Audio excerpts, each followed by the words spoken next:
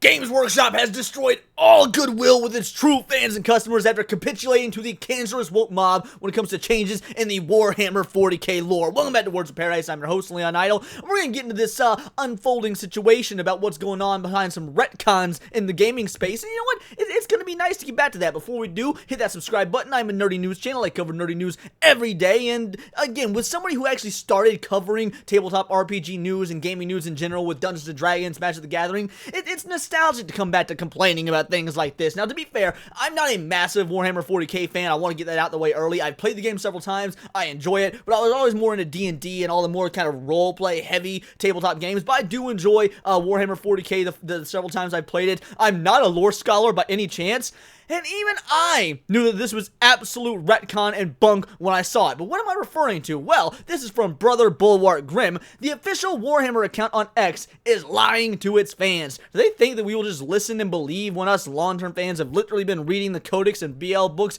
for decades? And let's be real, there's been a lot of Warhammer lore. I mean, Warhammer 40k specifically, has more lore behind it than Lord of the Rings. When you start making changes to people that are diehard fans that have spent literally thousands of dollars on minifigures and books and collections, and you think they're not going to notice, you're messing with people's baby. You got a Games Workshop has a diehard dedicated fan base. This ain't gonna go unnoticed. Also, this is a big reason why I'm done with Games Workshop. They're willing to blatantly lie to our faces and change their established lore overnight. Why would I invest my time and money into the universe and products? If you're not going to take it seriously, I'm done. If the established lore can be changed at the drop of a hat for ESG money, which the whole universe collapses into adding things whoever screeched loud enough that month wanted, I'm done with 40k. Now, what is he actually referring to, for those of you that don't know? Well, this is from the Warhammer official X account. Since the first of the 10,000 were created, there have always been female custodians. Now, for those of you that are unfamiliar with the game, Warhammer 40k focuses on various armies and factions, of which there are multiple female-oriented factions, by the way, but not this particular one, despite what they want to claim. See, they want to claim, you know, ever since the tens of thousands were created, there have always been female custodians. Well, we got some receipts here. These are from some lore books, so, yeah, should they be alive to see what has happened to their sons, nephew, or cousin? Okay, so those are some pretty male-dominated adjectives there. What about this? It's known that all custodians begin their lives as infant sons of the noble houses of Terra. If there was always females, wouldn't it say sons and daughters, or wouldn't it say children? Oh, but that's not all. What about this? It's known all custodians, this next one right here. These men never leave Earth and rarely leave the Imperial Palace. Oh, interesting. Yeah, so we got multiple instances of them specifically using male gendered language, but they want us to believe that apparently there have always been female custodians. This is what happens when you capitulate to the woke mob and just let, again, much like the original poster said, whoever screeches the loudest get their way. The types of individuals that, might I add, probably have not spent thousands upon thousands of dollars on these collections, on these creations, the ones that have not spent entire decades of their life dedicated to Warhammer 40k. But it gets even more interesting. This coming from Grums. Gamers are canceling their Warhammer Plus subscriptions because they are fed up with Games Workshop.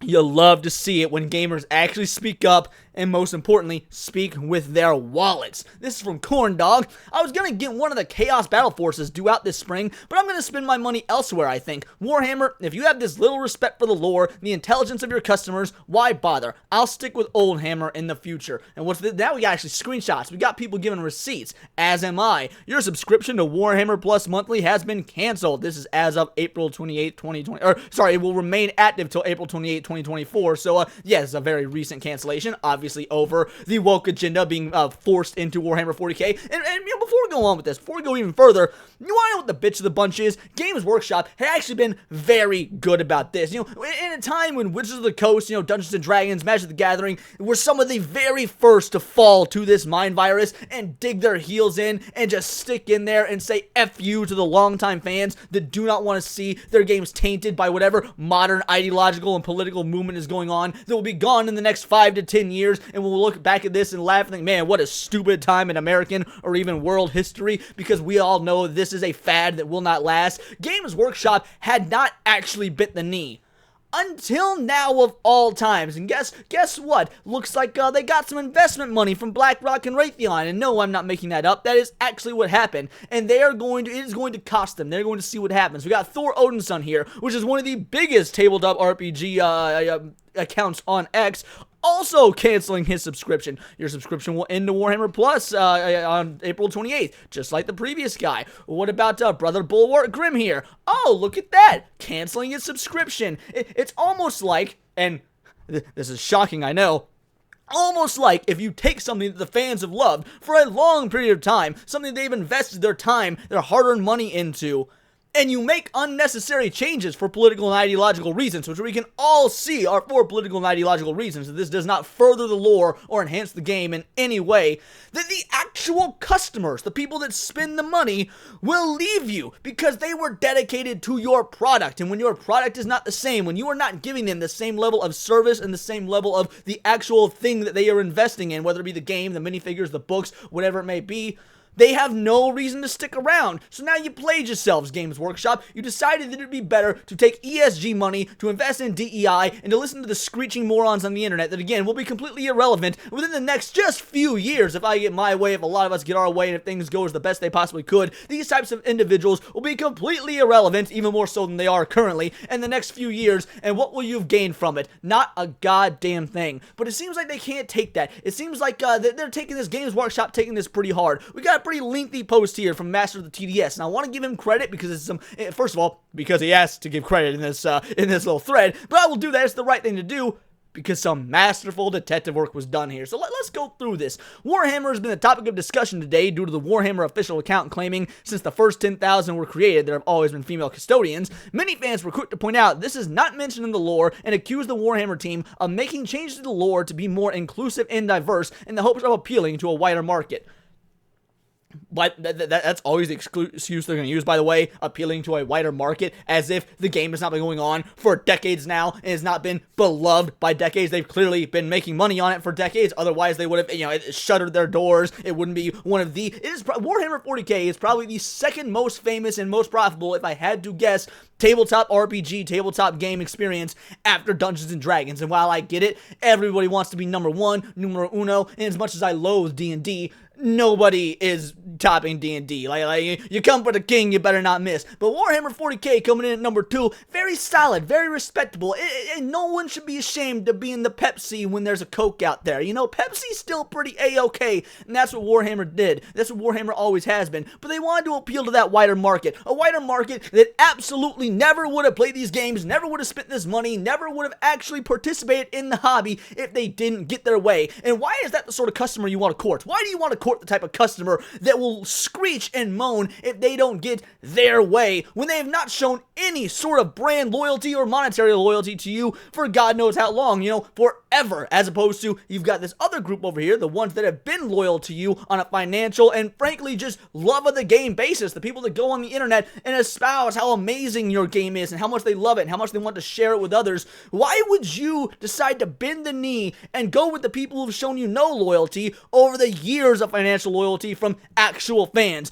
Why is appealing to a wider market and adding in this faux diversity that important? See, it really isn't. Again, it's because of that investment money from Raytheon, from BlackRock. But let's continue. Speaking of appealing to a wider market, it would seem that someone involved with the Warhammer might not be too confident in their game's continued success because the bots are once again out promoting Warhammer, Vermintide, as well as Darktide. Worth noting that one of the tweets even has no likes or retweets, one comment, and 4 million views.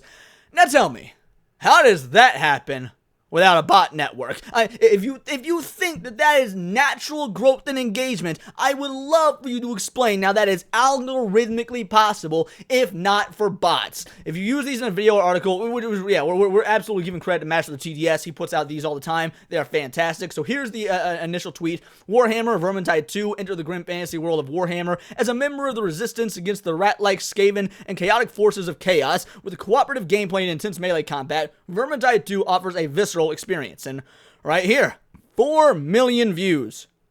Not a single like, not a single retweet, not a single comment, except for we've got a comment right here from Some homie in the far reaches of the sand world. Join the fight against Skaven and Chaos. Epic battles await. Yeah, that sounds like a completely natural tweet. But, look at all these replies that also have no likes, no comments, absolutely nothing. I wonder how much of these are the same comment over and over. Let's see.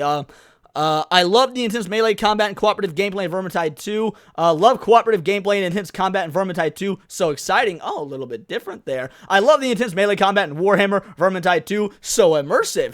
Embark on a thrilling adventure with friends, battling against sinister foes. Excited to join the fight against Skaven and Chaos in Vermintide 2. Does this look like right here? Join the battle against Skaven and Chaos in Vermintide 2. Ready to battle alongside friends against hordes of enemies. Let's do this. Oh, one of them actually did get a single like, and it was viewed by 1.1k individuals. You know, it's pretty amazing here that they don't think that we're going to catch on to this.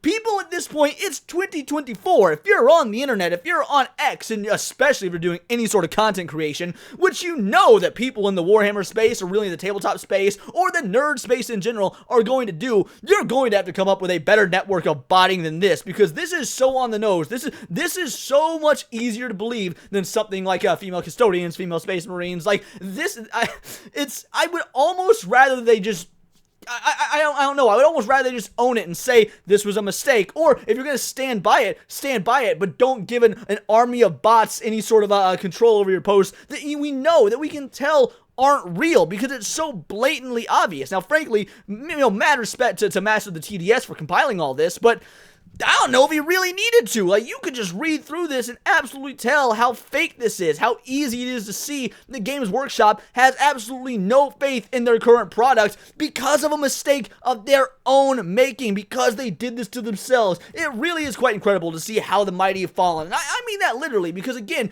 the number 2 spot, assuming, I've never actually looked into it, but those are like the big 2 of the tabletop gaming world, D&D and Warhammer 40k, and how the mighty like this have fallen, all because they wanted to bend the knee to a culture that does not care about them, and the very first chance they get will throw them to the wayside, because the left eat their own. And we all know this is the left, because there wasn't anybody on the right saying that, oh, we need more females in this game, when they're actually fans of the lore and know that there are plenty of female factions out there. I mean, I now wonder what this is going to do to the upcoming Amazon series starring Henry Cavill. I wonder what Henry Cavill's thoughts on this are, and I wonder, and I truly hope that this new amendment to the lore is going to be left out of the show. Thankfully, hopefully, the show is far enough along in production that nothing like this is going to be added to it, but who knows? I guess we'll find out when the show comes out. But all in all, you know what? If Games Workshop fails, if their stock takes a massive hit, if they go the way of the Dodo Bird or JFK, then good riddance to them, because people are always going to be able to go back to their old lore books. People are always going to be able to go back to the minifigures they've already had, and they're going to be able to play massive games with those, and they're going to enjoy time with their friends playing Warhammer the way it should be played, with the lore intact. But those are just my opinions. Let me know yours in the comments down below, or let me know on X, where you can find me at BoltTheWord. And please do subscribe. I am a nerdy news channel. I cover nerdy news every day. Not always about the tabletop RPG scene, but again, that's where I got my start. I mean, that's the whole reason for my channel, and it feels good to go back to it. So yeah, I'm sure we'll get back to video games or Marvel movies or whatever once the news comes around, but I just had to cover this. So hit that subscribe button, check me out on Instagram at wordsofparadise_Leon, and become a member for $4.99 a month. You can join the Discord. You get to choose what videos I react to on my live streams, or choose the articles that I cover on a day-to-day basis. Of course, you will also grow the trending Vital Idol campaign. All the members, we are over 60 strong Vital Idols. It's a great community, so by all means, it's all here in the Nerdosphere, and this has been Words of Paradise.